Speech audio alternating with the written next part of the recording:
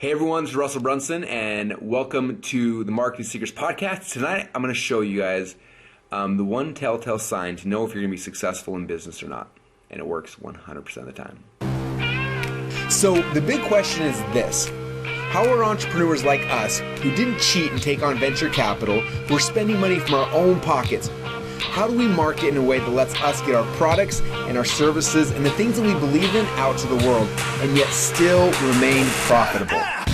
That is the question, and this podcast will give you the answers. My name is Russell Brunson, and welcome to Marketing Secrets.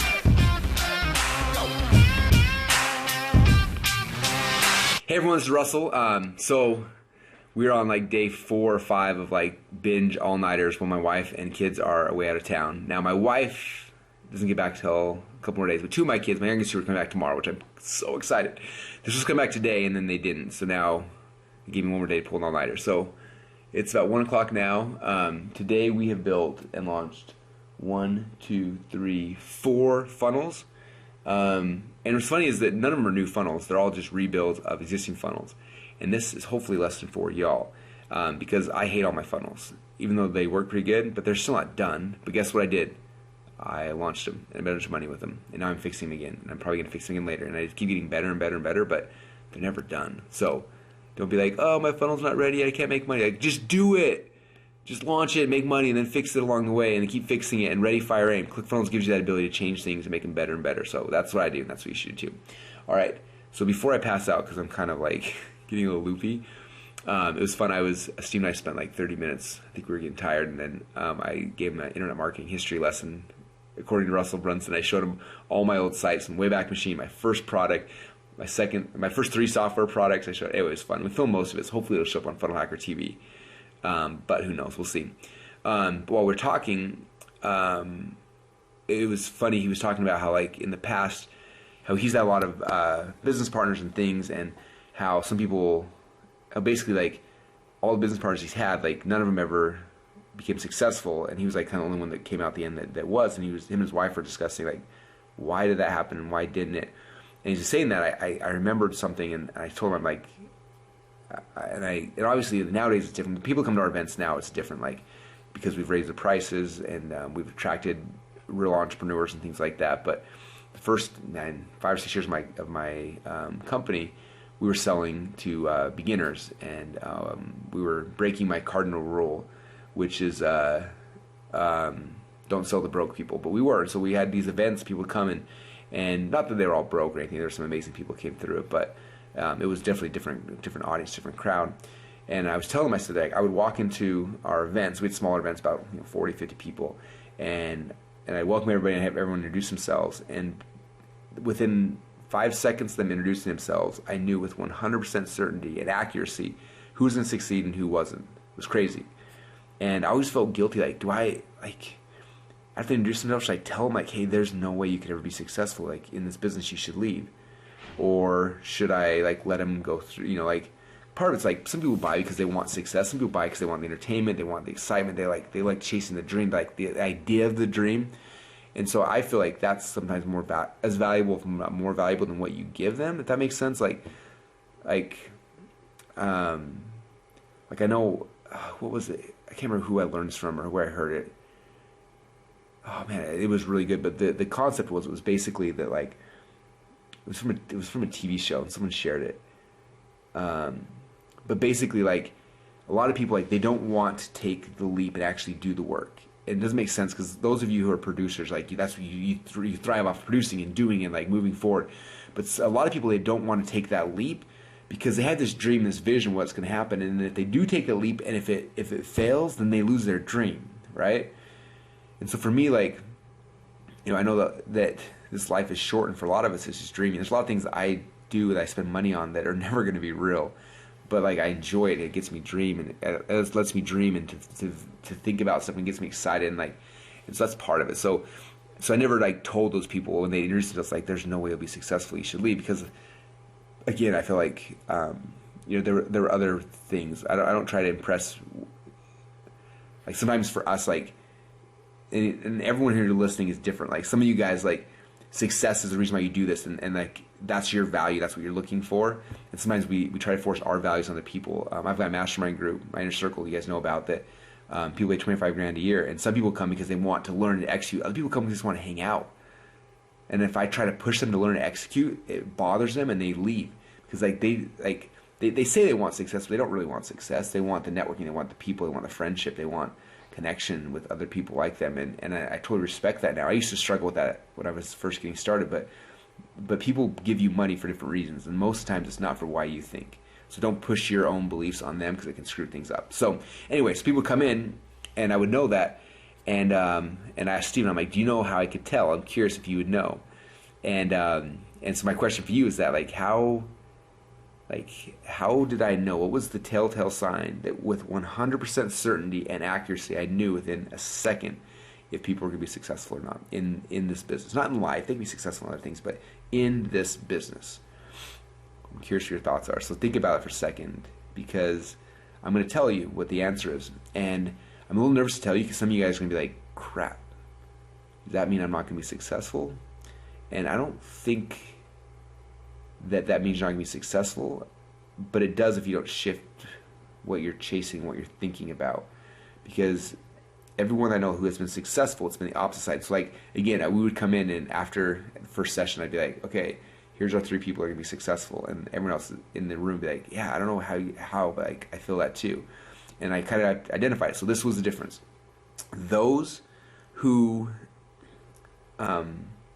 never had success, when they introduced themselves, or when they talked about it, or when they thought about it, or whenever they presented anything, they were in the business because they wanted to make money. Those are the people that failed.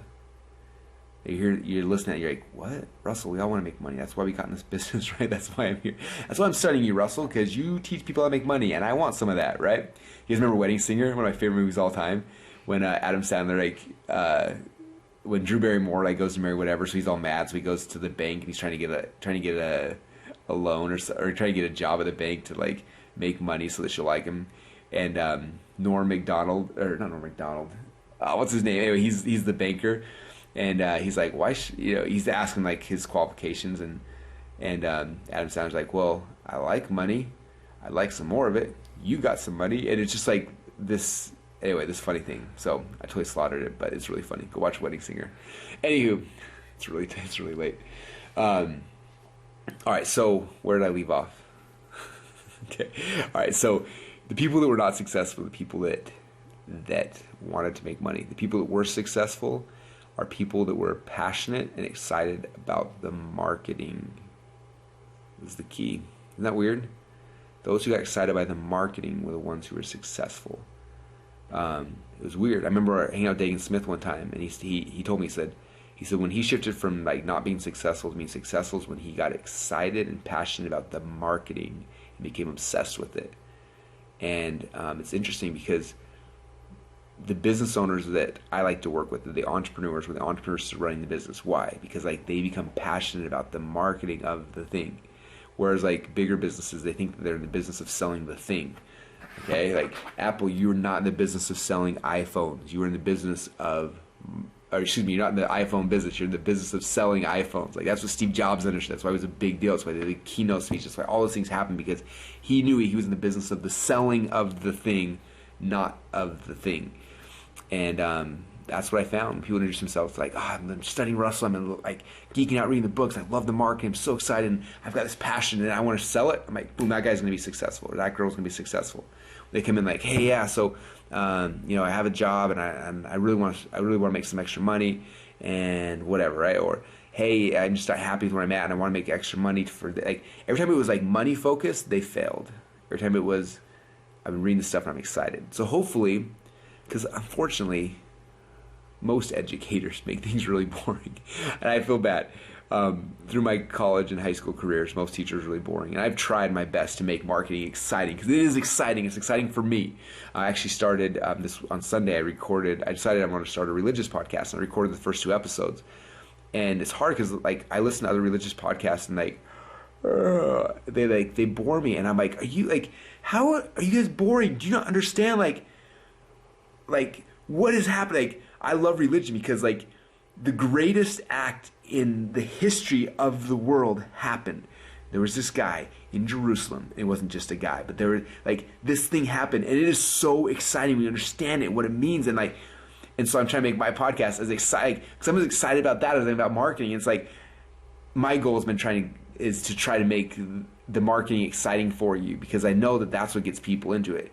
It's not the thing. It's being excited about the marketing of the thing, and that's the moral of today's lesson. And so for you, if you're struggling, I think better than like the best advice I can give you is become obsessed with the marketing.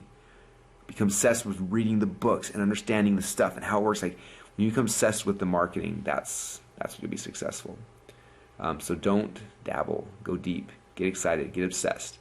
Hopefully my books do that. Hopefully my podcast. Hopefully Fun Hacker TV. That's why we're putting out so much content, because I want you guys to see how much fun this can be. Like it's exciting. It's the most exciting thing in the world. The most exciting business in the world. The most exciting time. Like you literally can have your own TV channel on a phone. Like that's insane. Okay? Like we're such an exciting time, and I want you guys all to be excited. So hopefully I'm exciting you enough. But with that said, like I really need to go to bed. Steve needs to go to bed. It's 1:08. And like being up at 1:08 is not that big of a deal, except for the fact that it's like 5 nights in a row or more. So anyway, I'm gonna go. But I appreciate you guys. Get excited by the marketing, and if you do that, it'll all work out. It always does. But you got to be passionate about the marketing, and it's true in anything in life, right? Like if you read Expert Secrets, we talk about the external and the internal journeys. Those who focus on the external journey are the ones that typically fail. It's the internal journey, right? Making money is external.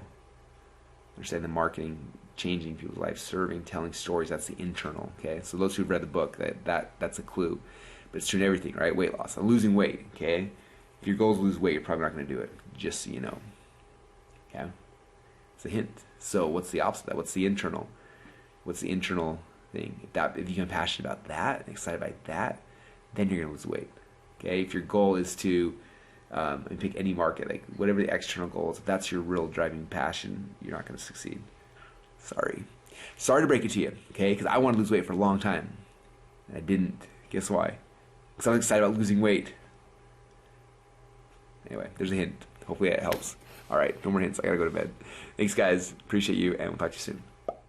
Want more marketing secrets? If so, then go get your copies of my 2 best-selling books. Book number 1 is called Expert Secrets, and you can get a free copy at expertsecrets.com. And book number 2 is called .com Secrets, and you can get your free copy at .comsecrets.com. Inside these 2 books, you'll find my top 35 secrets that we've used to become the fastest growing non-VC-backed SaaS startup company in the world.